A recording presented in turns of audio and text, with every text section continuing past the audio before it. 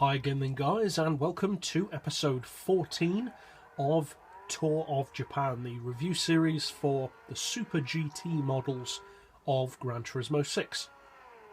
And in this episode we're featuring another variant of the Supra JGTC machine. This is the Team Woodone or Woodone, not sure exactly how to pronounce it, who knows, who cares, but this is the Woodone Tom's Supra.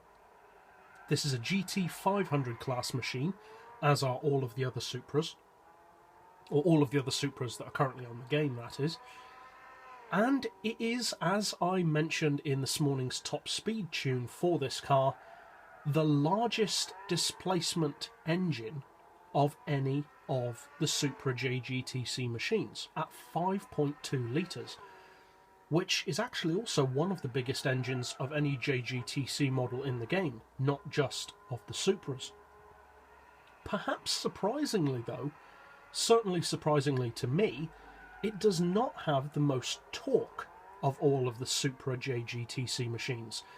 And that is surprising to me. It kind of makes you wonder why they chose the larger capacity engine. Because obviously one of the reasons why teams usually use larger capacity engines, among other reasons, is because they can produce more torque very easily.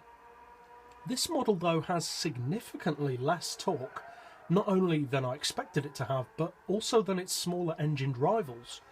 Even some of the 2 litre etc. Supras produce quite a lot more torque than this car. Now it's certainly not light on the torque, it does produce 671 pound-feet, which is still more than enough. But I would have expected it to be more around the 800 foot-pound region. It does, however, produce more horsepower when fully tuned than many of the other non-premium Supra JGTC cars, at 907 horsepower. In some cases, that's actually around 100 horsepower more than some of the other Supras. The PP, though, is not as high as you may expect from a 907 horsepower car. It's 654 pp fully tuned.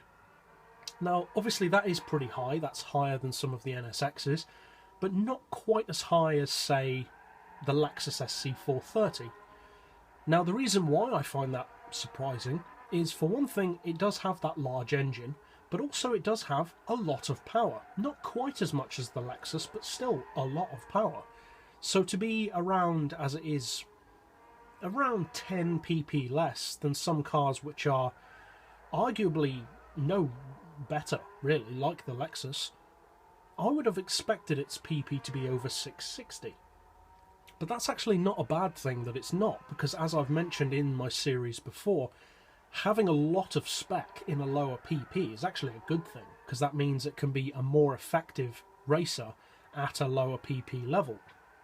And although the car can run 907 horsepower and up to 654 pp, most people probably won't run it that high in actual JGTC online racing. Most people will probably set limits on power or PP.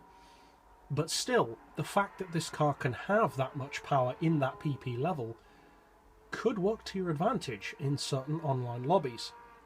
So that is something to bear in mind about this car. Now, it weighs in at 1100 kilos, which is around what you'd expect for a GT500 car.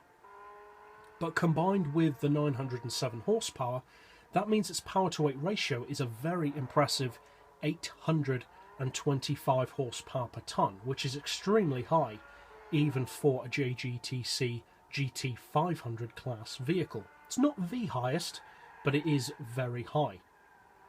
Now, this car's also pretty well priced for a GT500 model. It's $750,000, which is the same price as many of the other non-premium JGTC Supras, and for that price I would say it's very good value for money. Not necessarily just because it has a larger engine and more power than some of the others, but actually also because of the handling. Because another notable thing about this Supra is it's slightly newer than some of the other non-premium Supras. They tend to be around the 2000 or 2001 model year, whereas this is a 2003 spec machine. And you can actually feel the differences in advanced engineering that those couple of years made to the handling of the car. It does handle noticeably better than some of the other Supras. It's less twitchy, more planted, and overall I would say more driver friendly. You get more feedback through the steering. It doesn't feel as much of a drift machine as some of the others can feel like they want to be. And overall, it's a very, very highly capable all-round machine. Now, it's not the prettiest of JGTC cars, kind of a strange colour scheme, kind of like a toothpaste company or something, but if you're looking for pure ability, not only for handling but also for straight line performance, this is a very, very worthy car to choose, because it's brilliant on virtually all of the track types where you will use a JGTC machine. Because, again, as you'll have seen if you've watched this morning's top speed tune for this, it does around 240 under its own power, which is among the faster of JGTC models, and makes it one of the fastest Supras as well. So that's it for this episode. I'll see you guys next time, and as always, thanks for watching.